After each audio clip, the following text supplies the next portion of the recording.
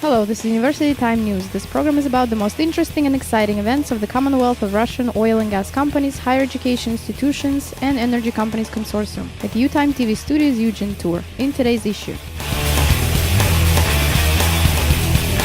Scientific battle. Ukhta's young scientists do stand up. Young designers of PNRPU took part in an engineering creativity competition. NArFU University honors the great coast dweller Lomonosov. Year of the Environment. Eco-friendly car fleet of Gazprom, Dobycha, Nadym. The first batch of oil production began at Prirazlomnaya, an offshore ice-resistant platform.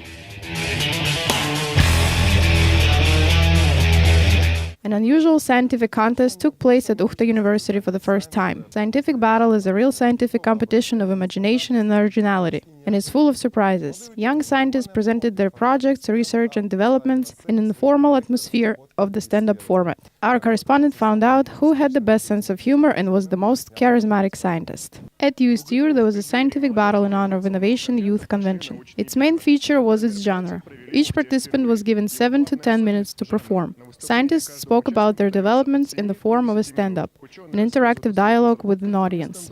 Similar battles started in Germany. They have recently kept to us. In Russia this year, the event is being held in different cities at different higher education institutions. It targets a large audience. The particular interest resides in the fact that young scientists talk about their research through informal language, without any formulas or complex definitions. 9 young scientists took part in Ukhta scientific stand-up competition. In their speeches, they talked about a variety of topics ranging from the impact of Disney cartoons for children up to the latest 3D printing technology and counting oil bubbles using computer vision. Actually about the bubbles, which are not like those in the picture, but these, and even like these. While this 40,000 sirens' eyes burn your retina, I will talk a bit about the task itself. Students of Automated Information Systems Department presented the project of urban transport optimization. They proposed to use GPS navigators installed in buses and passengers counting sensors. Thus, that enables to calculate the time of arrival in the next bus, the amount of passengers on board, and if additional transport needs to be provided. I came up with the idea when I was standing at the bus stop waiting for the bus. I had to wait for it for a long time, and I did not know whether it was better to walk or take the bus in that situation. We listened to the questions and comments about our work.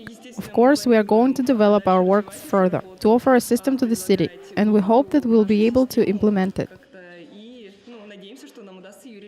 However, the real highlight of the event was the presentation of postgraduate student Mikhail Volosunov. He presented the development to improve cross-forest machinery when cornering. Mikhail added a good portion of engineering humor speaking about this highly specialized invention. Such presentation impressed both the jury and the spectators.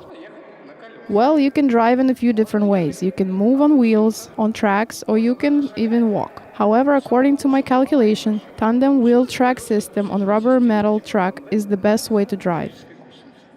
It did not happen by accident.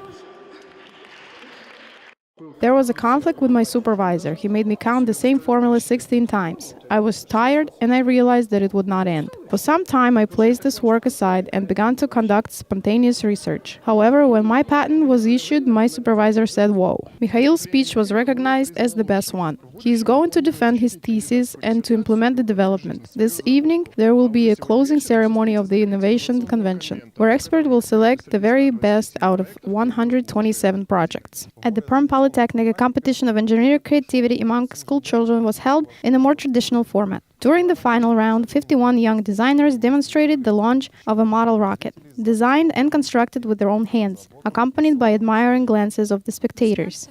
On April 18th, school children of Perm and Perm region gathered in the playground of the Perm Polytech to take part in the final round of the competition, Engineering Art. Regional project for high school students held under the auspices of the PNRPU Faculty of Aerospace has started in autumn 2013. Initially, it was attended by 311 students. Each of them was trained in a number of educational models. By the end of the qualifying round, 17 teams and 51 people reached the final. During the final round, the young designers demonstrated model rockets launched, designed and constructed with their own hands. speakers, accompanied by admiring glances of the audience. Most of the participants are going to enroll at our university. Recently, technical specialities related to aviation have become some of the most popular among students. Such events are not rarity at the Perm Polytech.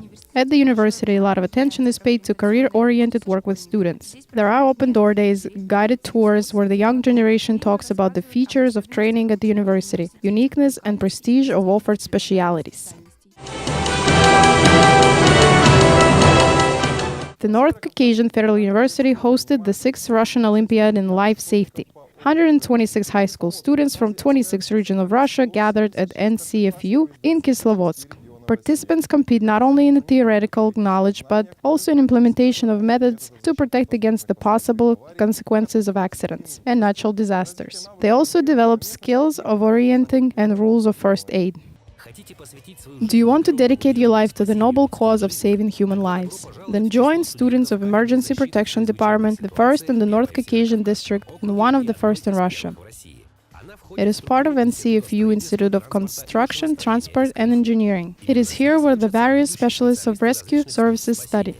Who comes to give first aid to those who suffer from fires, accidents, emergencies, natural disasters? Of course, these are rescuers. If you want to be a life safety teacher at school, then welcome to the Institute of NCFU Education and Social Sciences. There is the Life Safety Theory and Methodology Department, established in 2002. These guys know how to put out fire, give first aid to the victims, or quickly assemble a machine gun. They shoot accurately at targets and can save people in emergencies. Students are ready to pass on the knowledge and skills to the younger generation. Now they occasionally teach other students, for example, the leaders of pedagogical teams. There is no pulse. We check popular reaction to light. Close eyes with hands.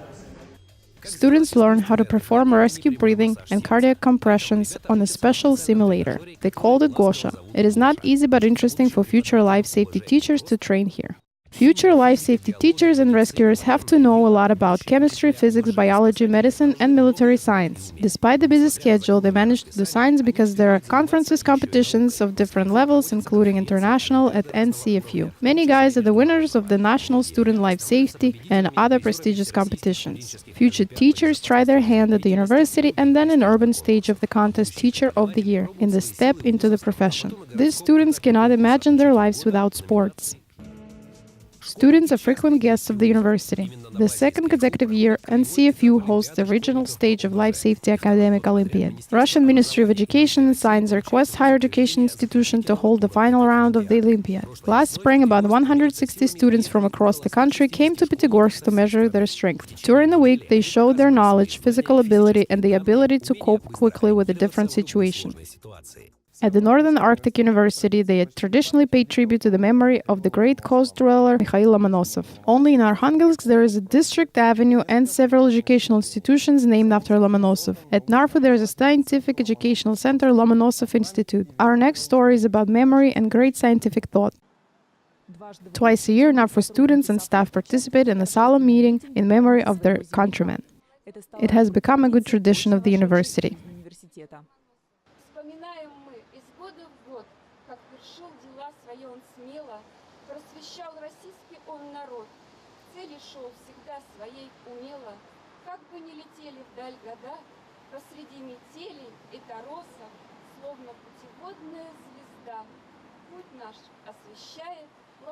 A monument in front of the main NArFU building has become a traditional gathering place. It has been in Pomerland for about 180 years. It has been restored by the 300th anniversary of the scientist.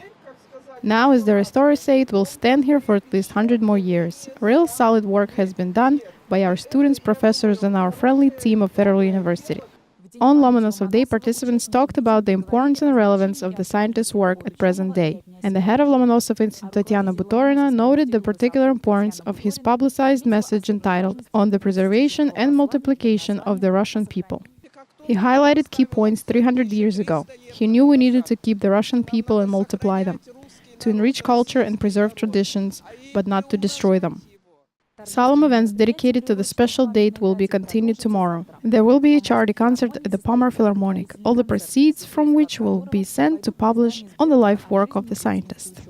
Representatives of the mining enterprise Apatit met with St. Petersburg Mining University students. Young people learned about the prospects of personnel policy of one of their prospective employers. And now we will learn how specialists attracted talent of the University of Mines.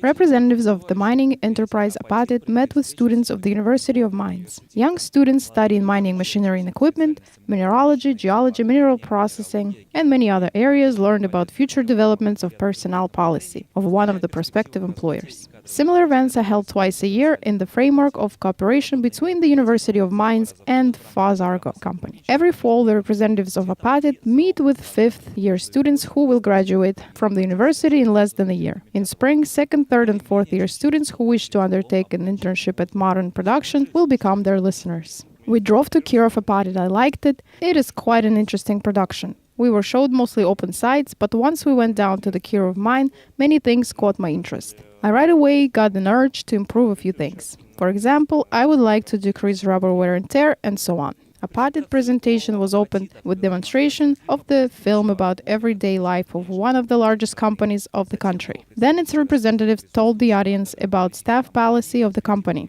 the prospects for its development and young talented professionals program. The inflow of new skilled talented engineers is very important to us. We put a lot of effort into the attraction of the students. Graduates of National Mineral Resources University are the elite of engineering to us. It is very important to us to meet with the students constantly, to inform them about the changes in the company, as well as to get their feedback. Dozens of University of Mines graduates worked and led the Apatit. In particular, the CEO, Konstantin Vladimirovich Nikitenko, is a graduate of National Mineral Resources University. At the end of the meeting, the students of the University of Mines took part in a quiz on knowledge and current trends in the mining and processing industries. The winners received gifts and souvenirs.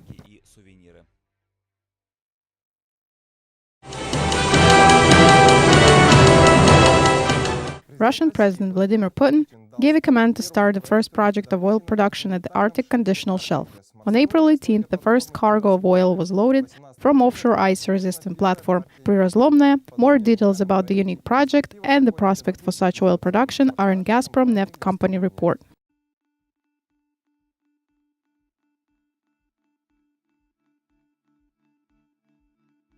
Prirazlomnaya is the only Russian project for hydrocarbons development in Arctic Shelf. Production at the field began in December 2013. A unique oil platform, Prirazlomnaya, was built to implement the project. It's designed to provide maximum safety of oil production and to minimize human impact on the nature of the region. The depths of the sea and the area of the field is small, that's why this platform is installed directly on the bottom. Foundation walls are made of plated steel, 3 meters space in between, which is filled with super strong concrete. Drilling occurs within the platform, and its foundation walls are a reliable buffer between the wells and the environment.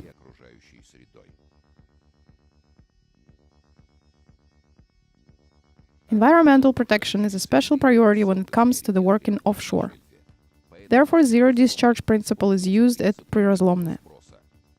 Industrial and household waste can be recycled and disposed through the export ashore or injection into the reservoir.